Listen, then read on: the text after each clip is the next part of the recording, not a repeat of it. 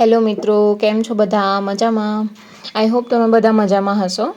સો આજે હું લઈને આવી છું પનીરની રેસીપી. પનીરની રેસીપી આજે ઘરમાં બધાને પનીર ખાવાની ઈચ્છા થઈ હતી અને ઘરમાં વટાણા નહોતા. સો આઈ થોટ કે ચલો આજે આપણે અલગ કરીએ કંઈક. તો વટાણા વગર અમે આજ કઈ રીતે પનીર કરીએ છીએ એ તમે જુઓ. તો ભાભીએ સૌપ્રથમ બધું જ પહેલાં સમારીને રાખ્યું છે. જેમાં છે ડુંગળી, ટામેટાં, મરચાં, આદુ, લસણ અને બધાને આ રીતે વ્યવસ્થિત તેલમાં ધીમા તાપે સાતળવાનું છે. બધા પ્રોપર મિક્સ થઈ જાય એ રીતે ધીમા તાપે સાતળવાનું. પછી બીજા વાસણમાં એને ટ્રાન્સફર કરીને આ રીતે બ્લેન્ડ કરી દેવાનું છે.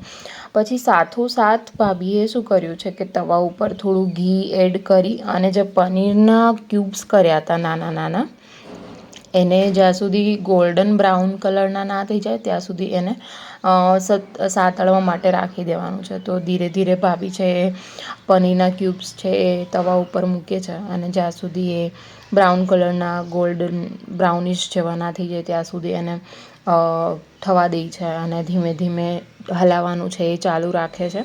તમે જોઈ શકો છો કે એ રીતે કરે છે.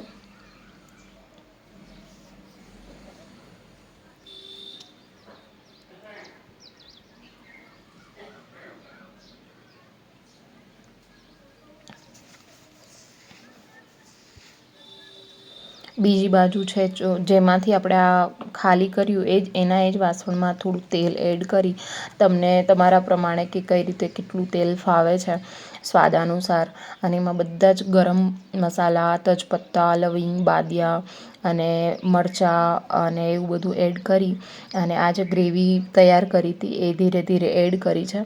હિંગ પણ એડ કરી હતી. હવે ધીરે ધીરે જે આપણા કિચનમાં ગરમ મસાલા અને બીજા બધા મસાલાસ હોય છે, જેમ કે લાલ મરચું છે, હળદર છે, જીરું છે, મીઠું છે, એ બધું તમારા સ્વાદ અનુસાર. અમારા ઘરમાં શું છે કે બધાને મસાલેદાર ને બધા ખાવાના વધારે શોખીન ગુજરાતી ટાઈપ છે, પ્રોપર એકદમ. એટલે બધાને વધારે આવું જ ભાવે છે.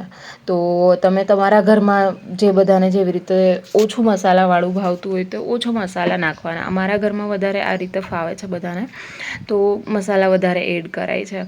જે બીજી બાજુ આ રીતે પનીરના ક્યુબ્સ છે એ ગોલ્ડન બ્રાઉનિશ થઈ ગયા છે, તો આપણે એને ગ્રેવીની સાથે એડ કરી દેવાનું છે. બધા જ ક્યુબ્સ છે એ આપણે મિક્સ કરી દેવાના છે. પછી આ રીતે એને હલાવી અને 5 મિનિટ માટે ચડવાને દેવાનું છે ધીમા તાપે. અને પછી ભાભીએ છે કોરિએન્ડરના લીવ્સ છે ધાણાના રીતે આપણે એને ચડવા દીધું છે. અને આ થઈ ગઈ છે પનીરની સબ્જી તૈયાર. આ હતું અમારું આજનું lunch. Thank you for watching.